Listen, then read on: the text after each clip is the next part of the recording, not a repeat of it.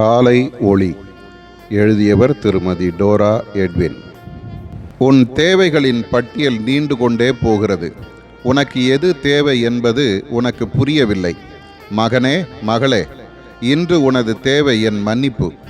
என் மன்னிப்பை பூரணமாய் பெற்று அதனால் வரும் சமாதானமும் மகிழ்ச்சியும் உன் உள்ளத்தை நிரப்பட்டும். உன் இருதயத்திலிருந்து புது பாட்டுகள் புறப்படட்டும். உன் மகிழ்ச்சி பெருகி ஓடட்டும். உன் தேவை எனது இரக்கங்கள். எனது இரக்கங்களை நீ பெற்றுக்கொள்ள உனக்கு தேவை ஒரு இரக்கம் நிறைந்த இருதயமல்லவா?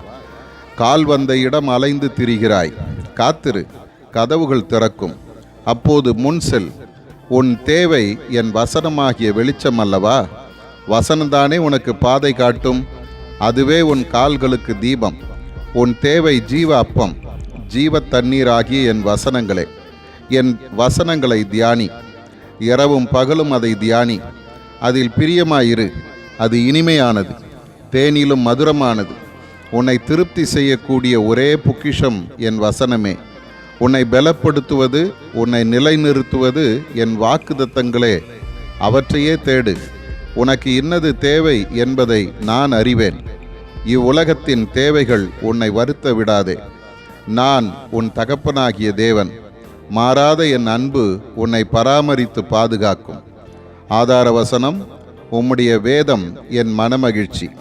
சங்கீதம் 119:77.